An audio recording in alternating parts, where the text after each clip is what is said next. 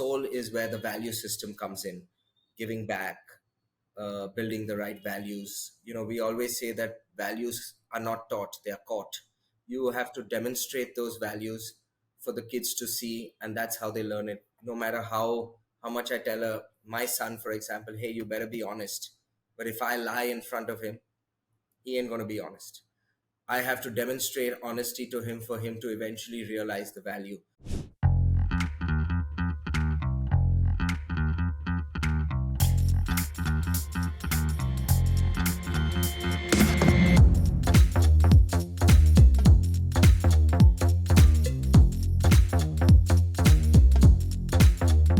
Hello, and welcome to Indian Explorers. In this podcast, we talk about Indian success stories. I am Sabrina, and together with my co-host Amit, we will get to understand the journey of our guests and what really drives them. The optimism, patience, idealism, and courage.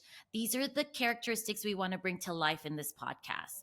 So if you enjoy the show, you've been watching, please subscribe, share it with others, and help us find our next guest. So good morning, Amit. How are you? Good morning, Sabrina. Doing very well today. How are you? I'm doing well. Thank you. I'm looking forward to talking about our wins and fails today. So, who's going Why to don't start? you go first? I think you should go first because I did the last one. Okay, sure. So, my win is a personal one. I'll keep it short, but I think you and I discussed this when you came to visit in December. We both need to work out. It helps us physically and it helps us mentally. So, where I am in San Antonio, Texas, it is 100 plus degrees right now.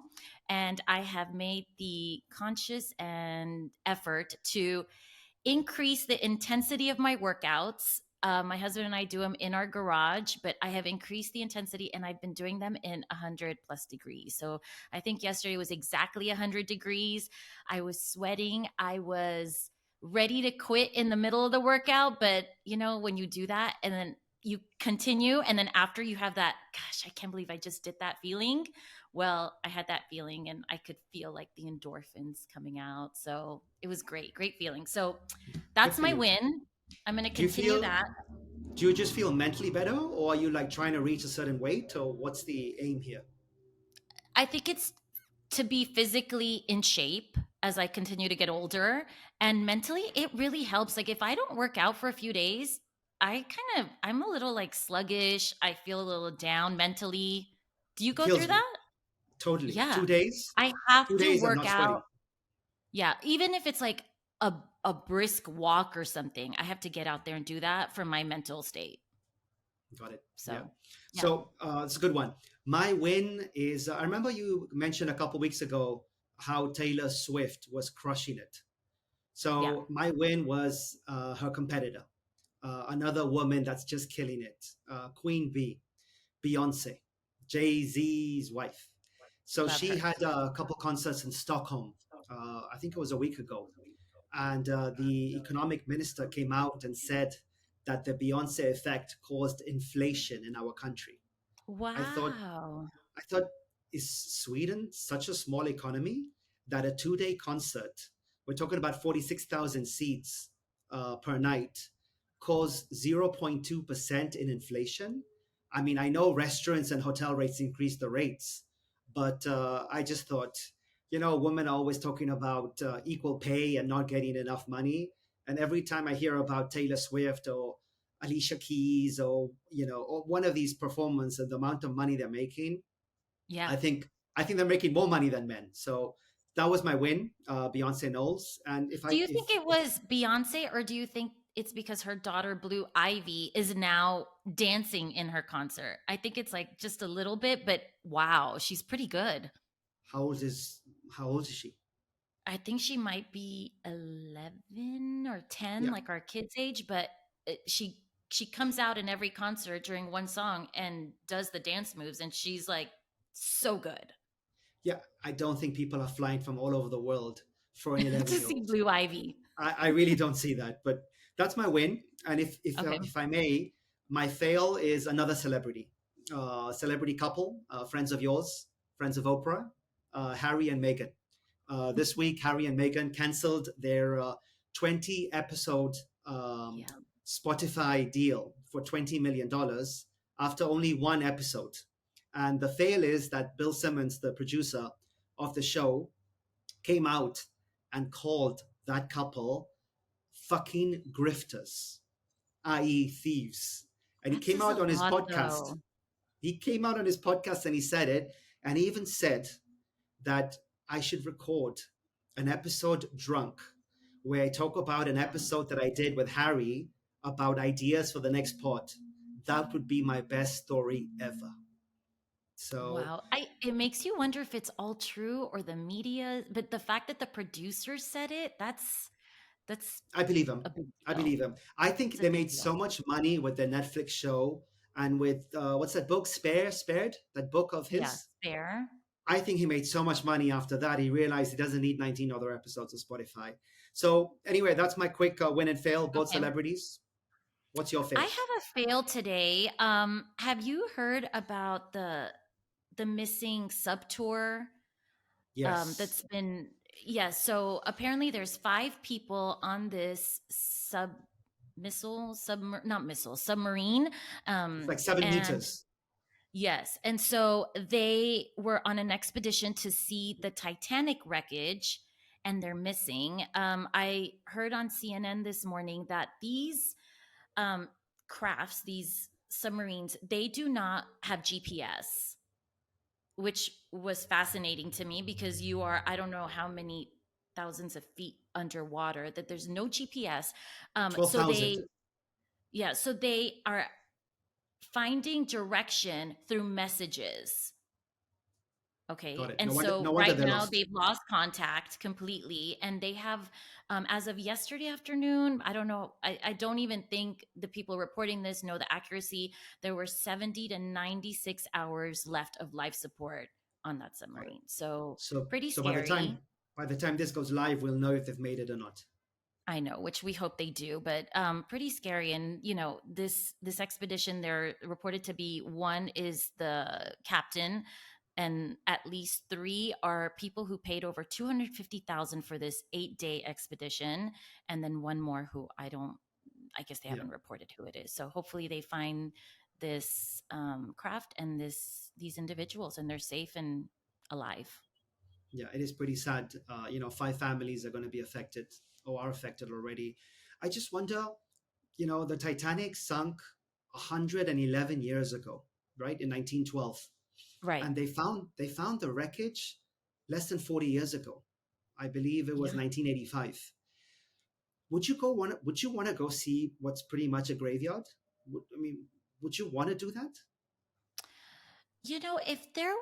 If it was above sea, possibly like in a museum, but I would just feel way too claustrophobic being in a submissile and a submarine and going underwater. I don't think I have trouble snorkeling, Yeah. so I could never do that. Yeah. But for people who are maybe, I don't know if these individuals were fascinated by the Titanic or they were just expeditioners who enjoyed doing these, learning about all these different things underwater, that it's Yeah. it's scary. It's Yeah. scary. That's Would not going you? to happen. No, I have zero interest. Zero, Yeah. zero. That's not going to happen. The whole museum thing. It's been so long underground that they're not able to get it out Right. without it breaking. So Right. actually, it's become a UNESCO heritage site. So Right. And those it's who even want to, they're not able to. yeah. There are reports that the craft may be stuck in the wreckage of the Titanic. So I think that's where Probably. the US Coast Guard and Canadian Air Force are going to Yeah. check that Yeah. out. You So, know, when it sank, obviously when it hit the iceberg, yeah. um, I read somewhere it took like 2.5 hours approximately for it to reach the bottom. Mhm. But it's not like it sinks and it just goes straight down. It Yeah. moves around. That's why they took X years to find it. But anyway, it's just a sad story all around, Sabrina. Let's Yeah. let's Hopefully move on there's a to happy our ending. yeah. Let's hope for that. Yes. Okay. So without further ado, our guest today, we're excited to have Kunal Dalal. He is in Mumbai, and let me tell you a little bit about him. He is the co founder and managing director of JBCN International School, with 4 active schools and 1 other in development. Collectively, the schools have an enrollment of over 5,000 children with a staff of approximately 700. The school takes a holistic approach to education, focusing on the mind, body, and soul. They've received a lot of accolades. One, for example, is that they were selected as the top 21 school in the 21st century in the Education World books. Before co founding JBCN Education, Kunal worked at Rabo and Yes Bank, both financial startups. He is also a graduate of Carnegie Mellon University in the United States. So, welcome, Kunal. It's nice to have you here. Thank you, guys, and really excited to spend probably the next 40, 50 minutes with you all. And Yeah. thank you for having me on the show. Kunal, it's so good to see your face from Bombay. As you know, my 10 years in Bombay were the best of my life. And it's good to see an old face. How you doing, buddy?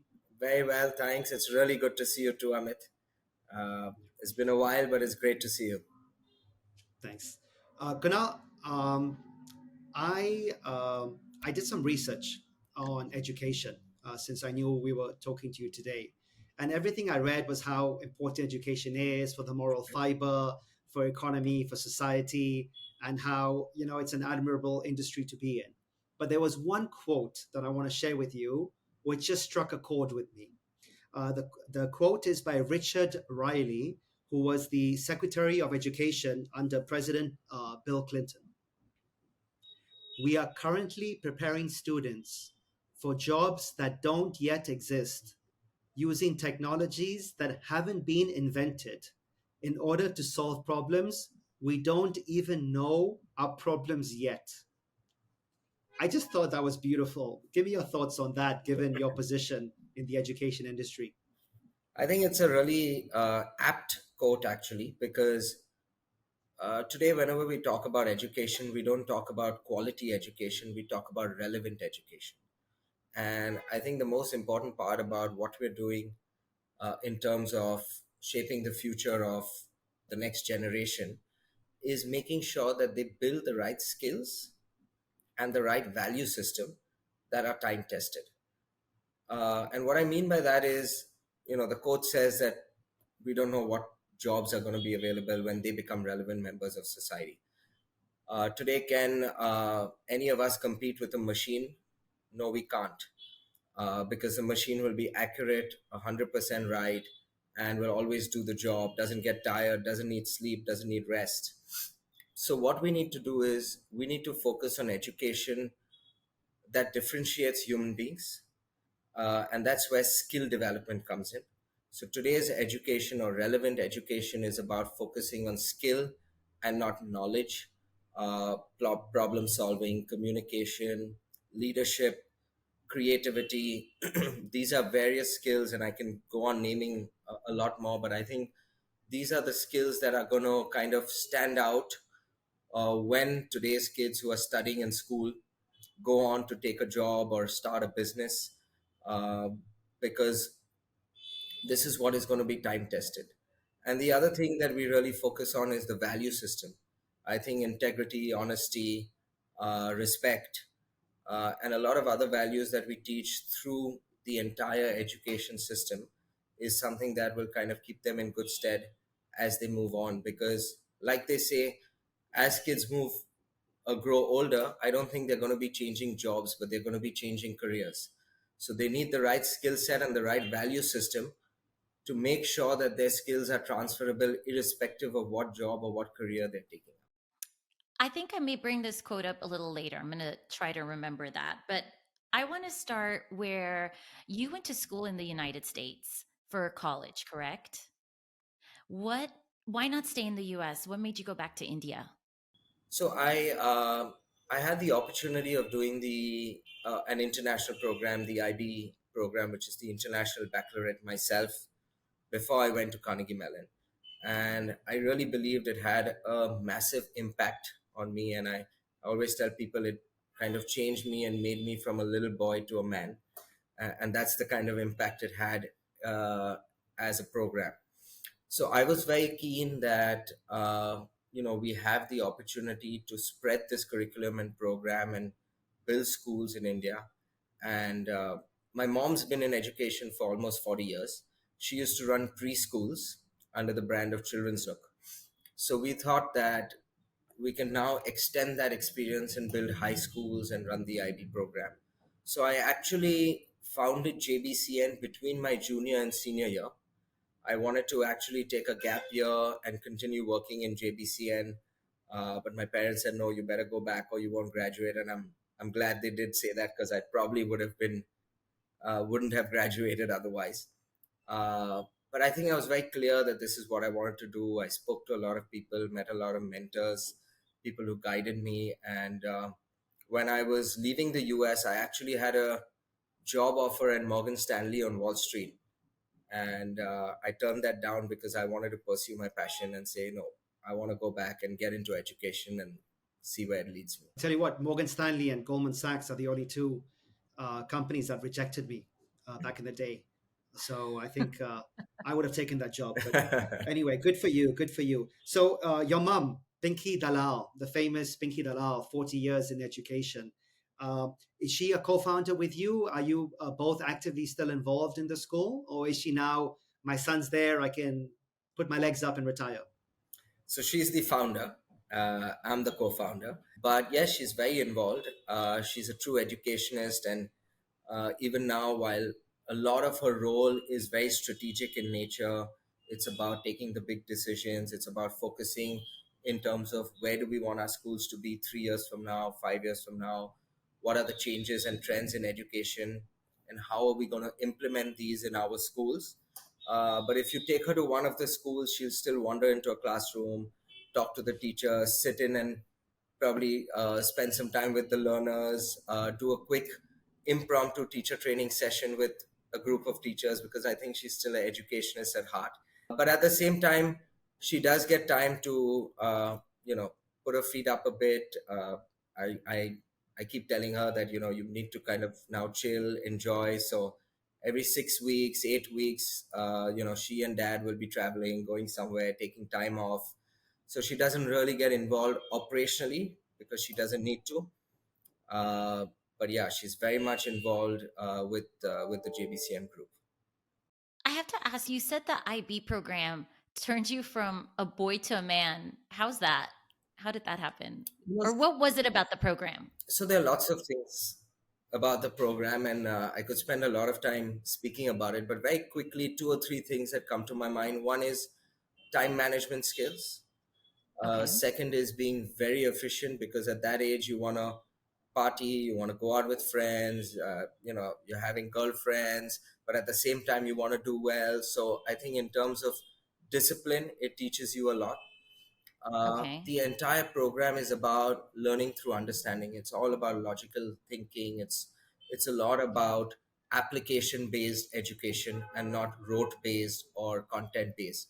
So I think that kind of builds a lot of skill in me, in anyone who does that program.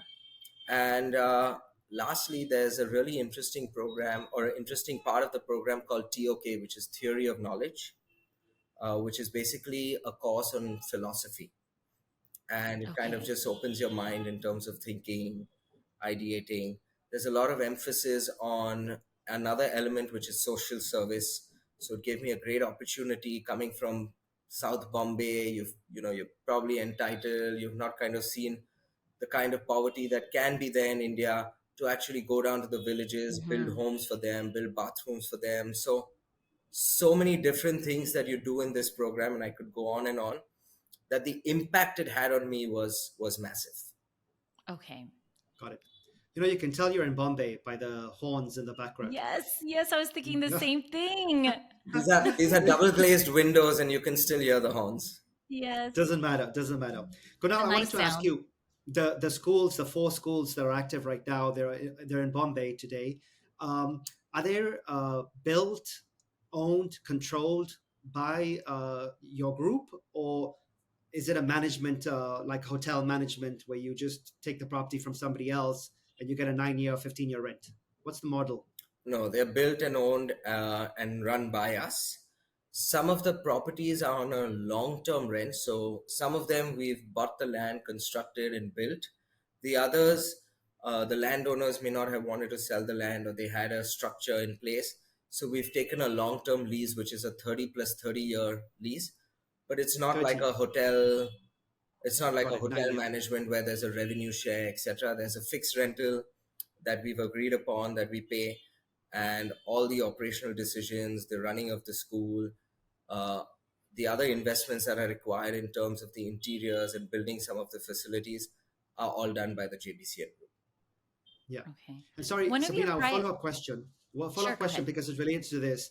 When it comes to schools, I want to understand the business model because I find like medicine, healthcare, education to be like recession-proof industries. I remember during COVID over here in Chile, we uh, we tried to negotiate with the schools a reduction in fees because the kids were not going to school. We weren't paying for security, gardening, electricity, etc. And the school came back and said 90% of the fee month on month is the salary of the teachers. So I was like, 90% fees is staff. I was like, that's not a profitable business model. Yet the schools I find are highly profitable with high gross margins. Can you tell us a little bit about either gross margins or percentage of cost related to rent versus staff so we can get an idea of the business? Mhm. So there was a similar situation in Bombay as well during COVID. A lot of parents wrote in to us and many other schools about reduction of fee. But what typically happens is when you look at the way the operations of a school run, uh, there were only two main costs. One was electricity, and one was events. You have your annual athletic meet, you have different events in a school where the kids perform, etc. Those were the two large, or I won't say too large, two main heads where the school didn't uh, have a incurring expenditure. But every other expenditure of a school was was the same. The largest expenditure is your salaries. Uh, I think the percentages vary depending on the fee structure and what different schools run and the program. But the largest is the human capital, which is the people. We didn't, for example, in our case, we didn't reduce salary, we didn't do salary cuts, we still paid on time. You needed all the security, you need the building to be completely functional, so you have all your AMCs in place. Bus, for example, all our bus drivers are police verified. We wanted to maintain the same buses, the same bus drivers, because they know the learners. Safety and security is such a big concern when children are coming, especially the younger ones, are coming from their home in a bus to the school. So all these expenditures, property tax, building tax, uh, all of them remain the same. It's the electricity and the events that is something we saved on.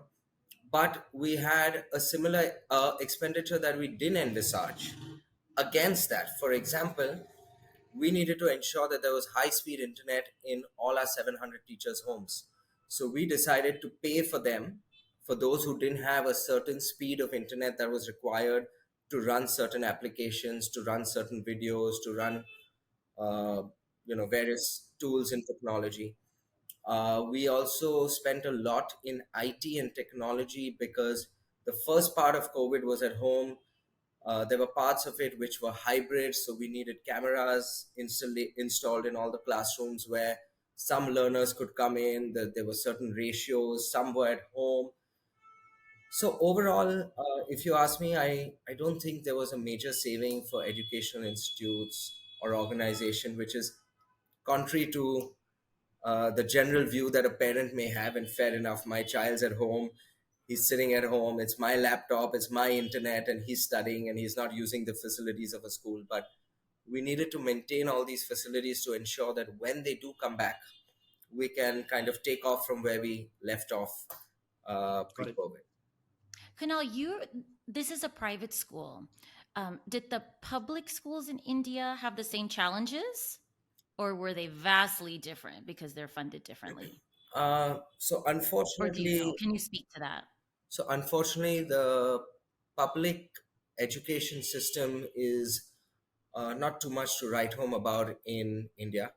Um, Okay. it's not, the public schools are run by the local body over here, which is called the BMC. Okay. Most of them are empty. Most of them have unutilized capacity. Most of them do not have enough teachers that come in because of the pay scales. They do Mm-hmm. have prime land and prime property in most of the cities in India, I can tell you that, but they're not utilized to full capacity. Technology is a massive issue over there. Of course. So we do know of people, even in smaller villages and in BMC schools, that had a major setback in the educational system. Mm-hmm. But I can also tell you there were a lot of educational institutes, private players, including ourselves, that kind of got together, ensured that within a certain time frame, the appropriate education can be passed on to as many people. Obviously, it can't be passed on to everyone in such a large country, but we all did a little bit in our own capacity, because the advantage we have is the mobile phone industry is roaring in India. So everyone has a smartphone, everyone Okay. has access to data. It was about getting the teachers oriented, and the teachers being able to get onto their smartphones to teach the learners, and that Right. Right. that was a process that took some time. But I do know a lot of private people, a lot of large corporates also kind of drove their CSR in that direction for that 1 year to ensure that that happens. It's nice. I wanted to ask you as well about your investment team, your advisors. I read, I don't know if it was on the website or somewhere, that Tina Ambani, Mrs. Tina Ambani, is an advisor. You have the famous, now no longer with us, Rakesh. I don't know how to say his name, last name, Junjawala? Junjawala? Junjunwala. Yeah, Junjunwala. Yeah, and he's obviously the Warren Buffett of India. Prolific investor. How does one get an investor like him on board? How does somebody get Mrs. Tina Ambani to be an advisor? It's just these relationships that you nurtured, or is it something your mom? These are friends of your mom. I don't know. Can you tell us a little bit about how that went about?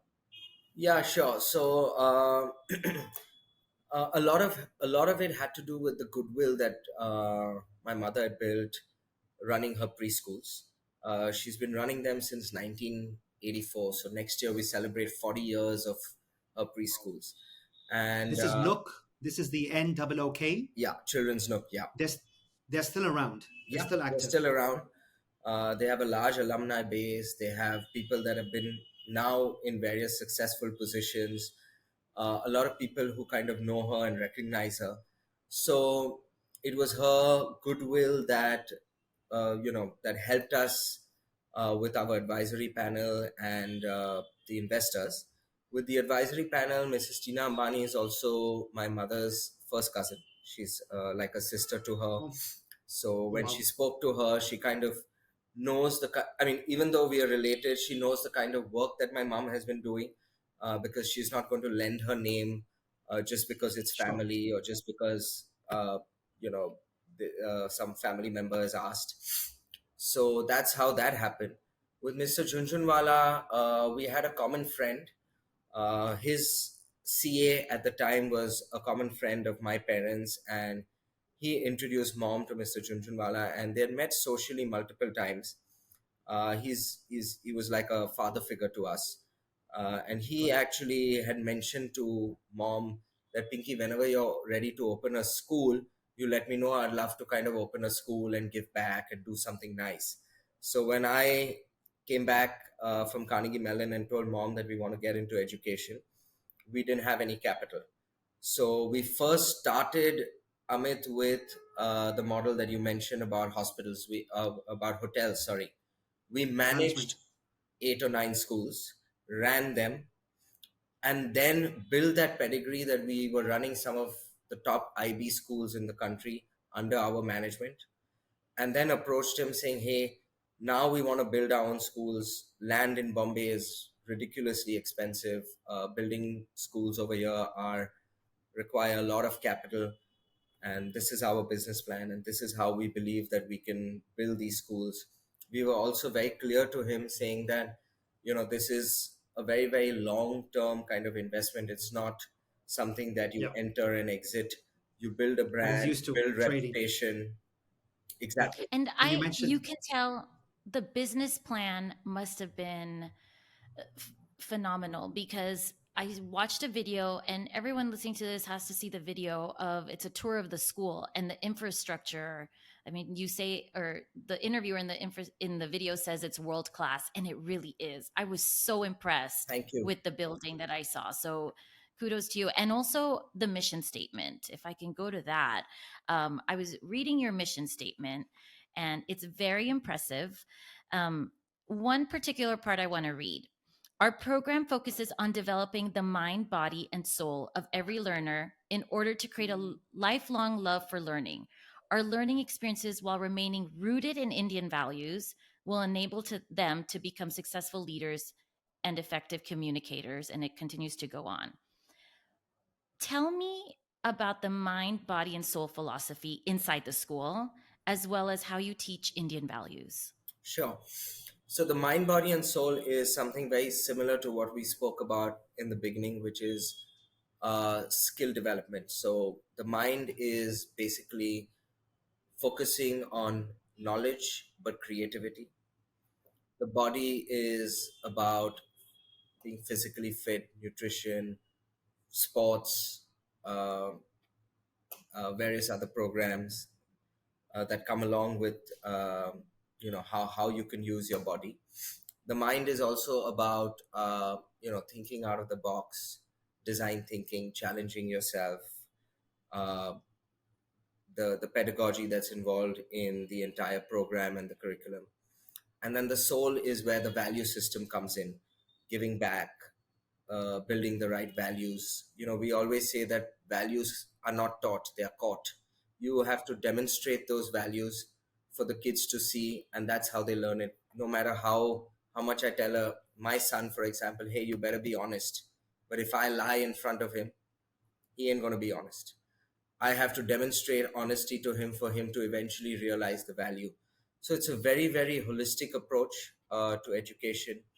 Like I said, today's education has to focus on being relevant and being able to, something we teach, for example, in body, the sports part, removing the fear of failure. We feel that that's a large part of, or a big part about our sports program, because today's kids, including my own children, are so entitled, they are so used to instant gratification that sometimes they are not able to handle failure.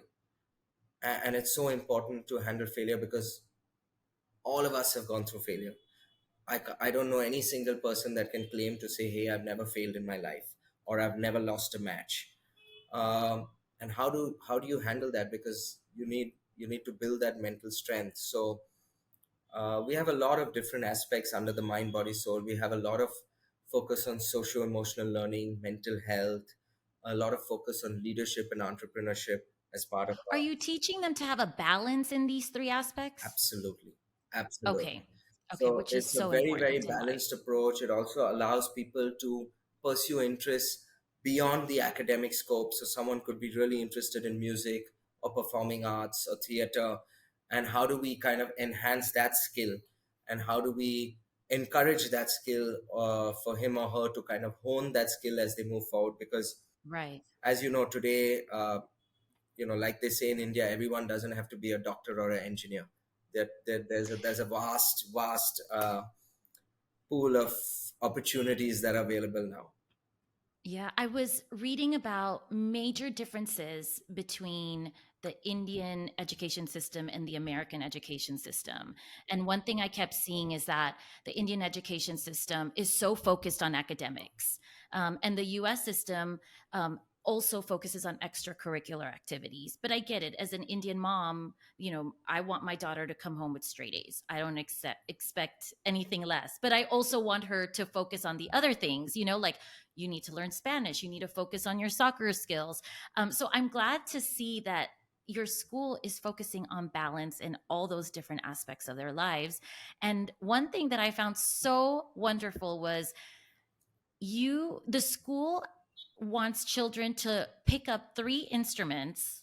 I don't know to what degree by the time they're in 6th grade. That is Yeah, fantastic. every learner in our school learns three instruments by the time they're in sixth grade, and then they can choose if they want to pursue it, be part of the school band or the school orchestra. Or we have different clubs in schools that kind of focus on music. We have learners now recording their own music. We have recording studios. They sell it on Amazon or eBay, and they donate the money to different charities and different NGOs that we work with. So it's a very interdisciplinary approach where even when you're doing social service, it's not like I'm just going one day building homes and I'm done. It's how does this become part of your life? How do we learn the process of giving back, realizing that there are a lot of unfortunate people and we're very fortunate to have what we have? How do we find inner peace, inner happiness? Because that's in today's time, I think that's so important, especially with social media and all this exposure that kids have. How many likes did I get? And did my friend tag Mhm. me? And, all this stuff. I think it's so important to realize that, hey, uh, the biggest definition of success today is being happy. Yeah. And how do you find that? So I think the approach, so I'll give you an example. Innovation is something we really focus on. We believe that's a really important process to education moving forward. uh, I can't teach children to be innovative. How do you teach someone to be innovative, right? So what we do is we design these projects under a program called design thinking and problem solving. So our 10th to 12th grade learners, they have a club with where they run the bus routes of our schools. And I promise you, they do it better than any admin person that is there in our school, because they go on Google, they go on Google Maps, they figure the most effective routes of how the buses should be coming, going, etc. But effectively, what we're trying to teach them is saying, hey, come up with innovative solutions for the same problem. And that's what you're going to have to do in as you move forward. It's not about solving the problem, it's actually identifying the problem, because if you don't identify the problem, by the time you go out there and try to solve it, you're too late. You'll be a Kodak, you know. Kunal, I laughed at when you first said that because I was thinking about myself as a 10th grader setting up the bus system and the bus route. I would have sent these kids to the other side of the city. And I'll tell you the other hidden advantage of doing this as well, which is a little secret we can keep over here, is how hard is it for a parent to come if they're not happy with the bus route, to come and scream at a school student Mhm. versus an admin person and say, hey, I don't That's think smart. Smart. I don't know how to play any instrument. Sabrina, do you know any instrument? I Musical? regret it. My mom had me take piano lessons when I was in middle school, and I did it I think for like a year and a half, and I complained and I whined, and now I completely regret it. But I did get a guitar for Christmas, and I'm starting to learn a little bit on my own. I could do the Batman theme song, so maybe in the next podcast I'll. Kunal? I have a interesting story around this. I think when I was 6 or 7 or something like that, I can't remember. My mom got someone to teach me a guitar, and after 3 sessions, he comes to my mom saying, "This guy's too skinny. I can't teach him the guitar." And that was the end of my learning Because you Music. had journey. trouble holding it? Yeah, I Is had that trouble why? holding it and kind of playing That it. is a little It awkward. is. And he's like, this Yeah. guy's too skinny. When he kind of puts on weight and he grows older, you call me back. And I think that kind of just scarred me or stayed with me. And I don't think I've ever picked up an instrument after that. Yeah. That's I want funny. to jump into something you mentioned about social media and the use of technology at school. Uh, are your kids allowed cell phones? Are they allowed to go on ChatGPT to do their homework? What is the rules and regulations when it comes to tech in your schools? So we have a very simple, basic philosophy. Technology is here to stay. We have to embrace it. We can't fight it. But we also focus on effective use of technology. And what I mean by that is, I still believe that in schools, children need to learn how to write before they type. If someone tells me, hey, writing is a redundant skill, I think that would upset me. Uh, I still feel that learners should be able to use ChatGPT, but not to ask a question when they're doing research, get the answer, and present it to the teachers. They can use ChatGPT to get information, analyze it, and then represent it in their own way, because that's the skill that they're going to need moving forward. How do you ask the right question? Today, Google came, whatever, 20 years ago when we all were in college. It didn't mean that all of us got straight A's in university. It was still about how do you ask the right question. You get a dump of information. How do you channelize that information and represent it in the right way based on your research paper or a project that you were doing? So, simple philosophy, we have to embrace technology, but not abuse it. And to answer the earlier question, I mean, no, cell phones are not allowed in schools. I think they can get distracting sometimes in both ways. One is kids trying to be on it on WhatsApp or social media. And second, you may have a lot of helicopter mums trying to call and say, hey, did you eat well? Did this happen? What happened in this class and that class? And so I think, so for that's the reason we don't allow. But we do have you know, bring your own device model. So all our learners, grade 6 upwards, have their own laptops. They come in, they have lockers, and a lot of the work happens on their individual laptops. You know, I said I'd bring back the quote, bring it up again, the quote from the beginning, and this is where I think AI is going to help the next generation. Is AI is going to develop all these new jobs we can't even fathom right now. And that's going to be exciting for our kids. And Kunal, I wrote a blog recently about the fears of AI and Chat GPT, and it was the same thing, exactly like you said. You want your kids to learn how to write, then type. There's progression, right? When the computer came out, people thought, forget it, no one's going to write anymore. It's going to take over jobs. But there's been a slow progression, but I don't think it makes everything before obsolete. Absolutely. Do you agree? I couldn't agree more with you, because I think every few years there's going to be an innovation in technology, and there's going to be something new coming out that we're not prepared for. Uh, Right. but the reason we have reached this stage is through a process of evolution. We first built a computer, and then a supercomputer, and then laptops, and then tablets, and now we have all these different apps. It was a process. It's not like the first thing they built was ChatGPT. So people have to learn the process of evolution, because that's the only way they can go forward and continue to innovate and take technology to the next level. I wanted to ask you, I don't know if you're familiar with what our friend of the pod, Elon Musk, is doing in terms of the education system. He has 10 children, but he's put five that I know of into a school that he's developed. It's a school called Ad Astra, which I think means to the stars. And what it is they don't separate the children by age. They separate them by tests Ability. and experimental learning and ability. And they do math, science, coding. They form teams. So they're preparing them as to the, you know, real world as opposed to academics. There's no history, etc. Any thoughts on what Elon is doing and whether you think it's a good idea or a bad idea? So again, I know what you're talking about. What he has built or he's taken from is there are already existing programs like this. There's a program called the Montessori, which I'm sure you all have all heard of. Mhm. There's a Waldorf ideology of schools that have been coming up in certain parts of Asia, and this has been around for many years, 15 years, 20 years.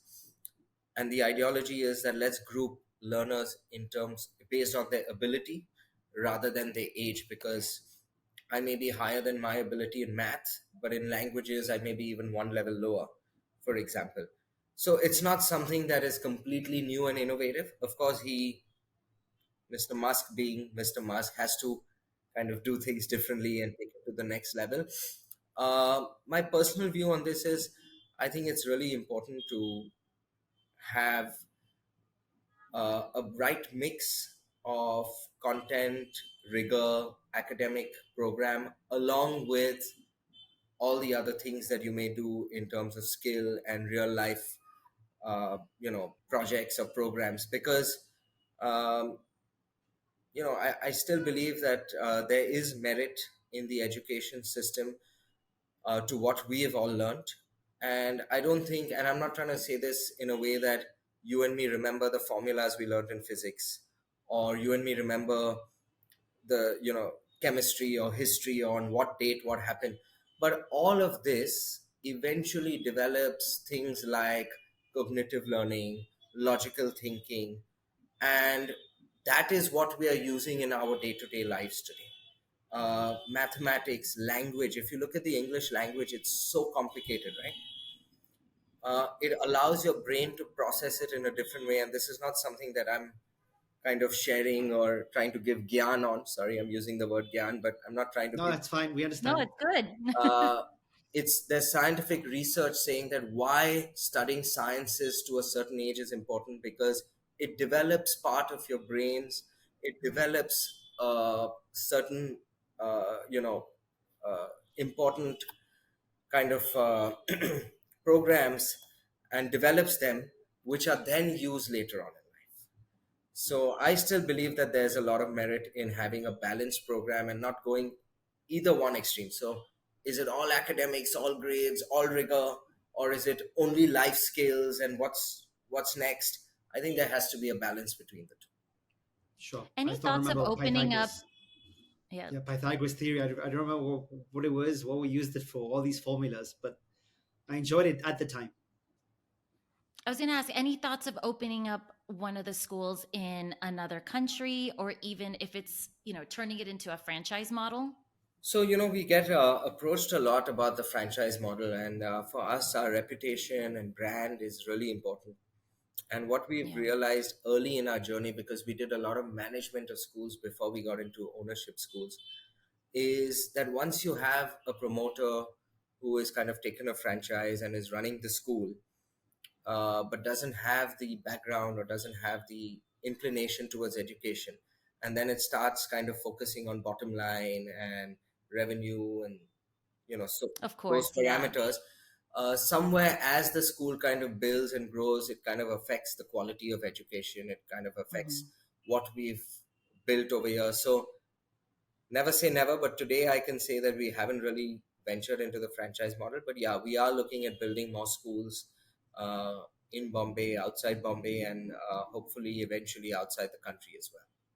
But I think outside the country would be the next step, because I just feel India itself has so much potential. There's such a Yeah. dearth and such a need for quality education in India itself. Why would I want to go outside and Yeah, build schools? Yeah. makes Uh, sense.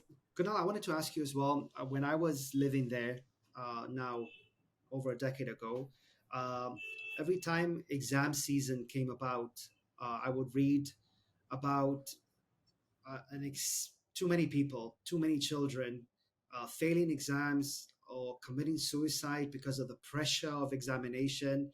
I don't know if that's improved, or if you can tell us a little bit about the mental health aspect of your learners. What's the trend like going on in India today in that department? So when you look at India in general, unfortunately, everything you said continues. Failure is looked down upon. There's a lot of pressure. They still have really intense entrance exams to get into some of the top colleges, IITs. the IITs, for example, in India, and there's a lot of pressure to kind of perform and do well. When we look at it at a school level, I think there are two parts over here.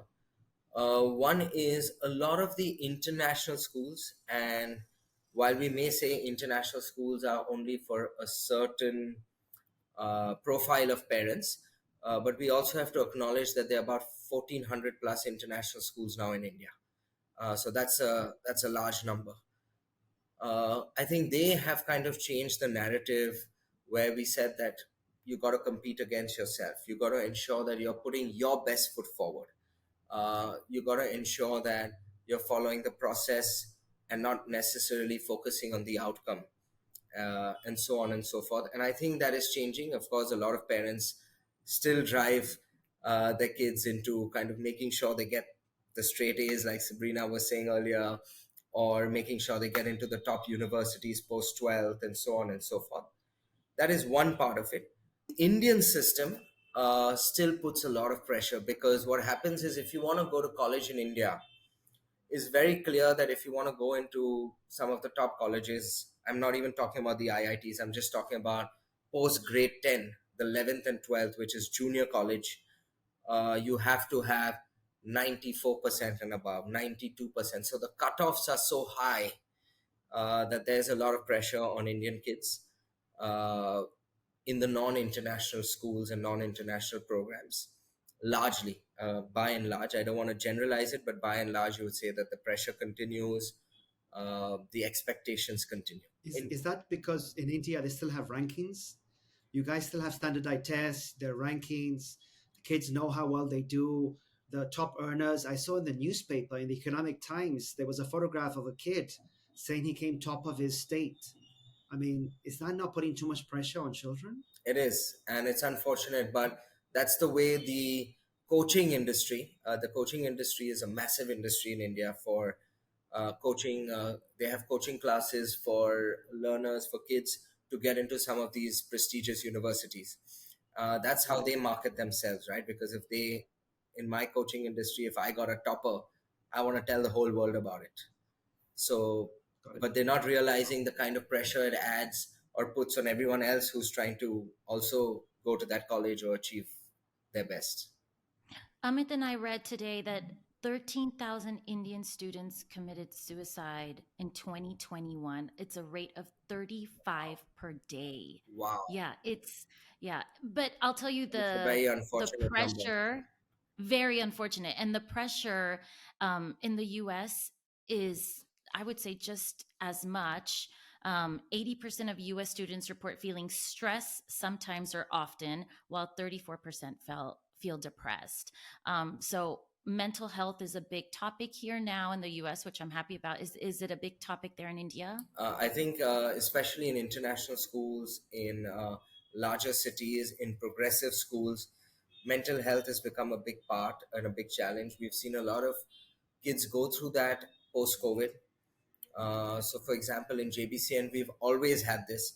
We've always had enrichment teams where we have child psychologists, child psychiatrists, counselors that are all in house, part of the school team that work with learners. We have a program called Optimism that we run, which is run for 40 minutes twice a week, where we talk about relevant topics at an age appropriate level. So it could be talking about, what makes you happy, what makes you sad, what you know what you like, what you not like at a younger age, and then you talk about sex education, and then you talk about bullying and anti-bullying, and then you talk about mental health and how it's important to communicate, and so the impact of social media and so on and so forth. So it's an in-house curriculum that we have designed, which is age appropriate. It starts for a 4-year-old and goes up all the way to an 18-year-old before he or she graduates from school. But yes, there is a big emphasis now on mental health. I think in some parts, I won't say in all parts of India, but in some parts of India, the taboo of seeing a counselor or meeting having to go to a shrink has Therapist. changed. Right. Good. Yeah. Good to hear that. Very important. Absolutely. It's sad. It's sad that's still going on, and it doesn't seem to improve anywhere in the world. Let's shift a little bit. Kunal, I was thinking about your business, and when I was in India with your bestie and friend of the pod, Bharat, we did a couple of buildings, and while doing the buildings, I came across too much red tape. Things were slow. A building that was meant to be 24 months took 4 to 5 years to do. And I found the red tape in India to be very difficult to manage. And I found the liability issues. We wanted to make sure we got all the permissions in place. We wanted to make sure we followed the law to a T. And I was just doing a building. You're here taking care of 5,000 kids.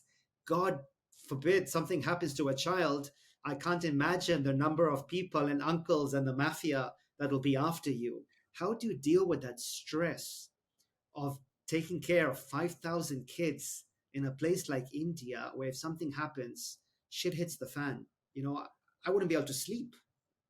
How do you deal with it? So, yes, it is, and the laws are very stringent. Dealing with the government is still difficult. Getting all your permissions, there could be delays. But in my mind, I think the way I think about it is to control the controllables. And as long as I know that I have taken all the permissions, I have made sure that I have put in all the safety and security measures. I don't want to say all, but to the best of my ability, to make sure that the entire school is under surveillance. There's not a single area, corner in the school that is not under surveillance. To ensure that you know we've hired good people, we've done a police background, police verification, um, and so on and so forth. Like I said, as long as I know that we have taken the right steps, and I tell parents this honestly as well, because I do end up meeting a lot of parents across our schools. I do go for town halls. I do go for, you know, sharing our vision and the next steps with them. And I do end up interacting a lot. And I keep telling them, I said, everything that we've done in the school. So, for example, we've been certified in terms of safety and security by some really well known organizations in India that have kind of approved the measures that we have taken. But I always tell them, I said, can that ensure that an incident doesn't happen? No, it can't. And that's the risk you have to take with everything that you're doing. But what I can ensure is that I've taken every step to minimize the risk of an incident taking. And as long as I know that I've taken every step to minimize that risk, uh, in the last 12 years since we've been running our schools, I've been able to sleep all right, Amit. I just That's think good. children in a playground alone, bullying, you can't put cameras in toilets, teachers molesting children, teachers hitting a child. I Of can't. I course. could go on with a list of things that can What go wrong in a about school. Food, what we serve food Food, to thousands of yeah. children. Kunal, what about gun violence? At my daughter's school, they do, in most schools here in the US, they do active shooter drills. So they're teaching them what to do. God forbid there is an active shooter on the premises. Is that something you have to deal with there? No, I think that's the one area that we're very, very fortunate. Unlike uh, the US or some other areas, gun control or kids carrying guns or going off, It's not an issue it's there. not an issue at all. You wouldn't have heard of Good. instances or incidents in schools. We do have fire drills. We do have, we had a really bad terrorist attack in Mumbai many years ago. I think it was Hmm. 2009. So after that, we've also had, we do drills if in case of a terrorist attack. By God's Okay. grace, Bombay has not had a bad attack after that. But those are the kind of drills we do, but no, nothing related to guns and gun control and how do you deal with the Good. I'm glad to situation. hear that. In Yep, that Good. sense, it's very safe. Okay. great. Some Well, good news. shall Yeah, we shift to success? I think we need to, Sabrina, because I Yeah. just looked at the time and it's I on know. nearly an We've been hour. We enjoying haven't even asked the talking. I've learned question. so much. Yeah, go for it, Okay. Sabrina. So, the magical question: what does success mean to you, Kunal? We ask everybody that question. There is no right or wrong answer, So but again, everyone has an interesting perspective. yeah. So I think success for me is if I have been able to kind of put my best foot forward in balancing my life with work, my children, my family, my parents, my friends, my passion, which is sports. I think if I am able to do all of it, and I can't do all of it every day or every week, but if I'm able to get that right balance, uh, for me, I'm successful. If I'm internally happy, I can sleep at night knowing that I haven't done anything wrong, I haven't cheated anyone, I've been honest to myself and to the people around me. For me, that's success. I've never measured success with the number of schools or the number of children or the amount of money we make. I think, I tell my children of this all the time, that please don't compare yourself to others, because there'll always be someone who has more than you, and there'll always be someone who has less than you. So the moment you get into a comparison, either you can be like, oh, I'm awesome because the guy behind me has much less, or I can say, hey, whatever I do, it's not enough because there are 100 guys ahead of me who have way more. So, so I think for me the balance is important, and so far, maybe if you ask my wife or my children, they can answer that. But so far, I can tell you that I think I've been able to balance that really well. Kunal, you mentioned your children. I think you have a 5-year-old and a 10-year-old. Do they go to your schools? Are they the teacher's pets because they're in your school, or No, they absolutely go to our school because we believe in the philosophy, and we believe that that's right for our children as well and their personality. But no, they're not the teachers' pets, because very honestly, we tell our teachers and we tell our teams that, please give us honest feedback about our children, because if you don't, you'll be doing a disservice to them, Right. firstly. correct? The second is, Correct. me and my wife Himali, we're very clear that we behave as parents when we go to the school as parents. So if I go to pick up my son as a parent, then I will wait with his ID card outside school like all other parents till he comes and I pick him up. Um, if he, my son last year was late 3 times to school, and there's a process when you're late, one of them being that they could be sent home. The principal called me, Kunal, this is what happened. I said, please, he needs to learn, so please follow the protocol and send him home or do whatever you have to. I think it's important that my kids kind of go to school knowing that it's a school and not a place that they can get away with. It's My not Yeah, dad's business. No, it's not my dad's daughter office. my daughter took Yeah. some time to settle when she joined nursery. And I know the teachers and the head of the pre-primary section called my wife a couple of times saying, we know it's not allowed, but Himali, if you want to come, just get her, just take her. She's really unsettled. And we said, no, we will follow the process. And if Yeah. we're not allowed, we won't come and get her unless you tell us that, no, she's really crying or she's really upset. Please come and get her. So Got it. we like to behave like parents when we go as parents of the school. Yeah, I think that does make a difference. yeah. Is Himali involved in the school, or she has something else going on? No, Himali is very much involved. She Also, looks into the branding, all the artwork, and the PR, marketing and PR aspects of JBCN. I remember her. Beautiful girl. Thank you. Lucky man. Was it? I think Bharat mentioned that you met her and you were engaged in a month. Is that true? Yeah, yeah. But we'll need another session like this to talk about the love story. Maybe. I think. Can we? Do we have time, Sabrina? We do a rapid fire, a quick one. We'll do quick. We'll let Kunal answer only. Okay, sounds good. Kunal, you still play tennis? Absolutely, played this morning. Okay, great. So who's the goat? Are we talking Rafa, Roger, or Novak? Rafa.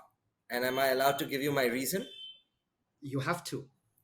Because if you look at the way the Grand Slams work, two Grand Slams are played on hard courts, and both Roger and Novak were better players on hard courts, whereas only one of them was played on clay court, which is a slower surface, French. the Hmm. French Open. And people always said that, oh, Rafa won 14 out of his 22.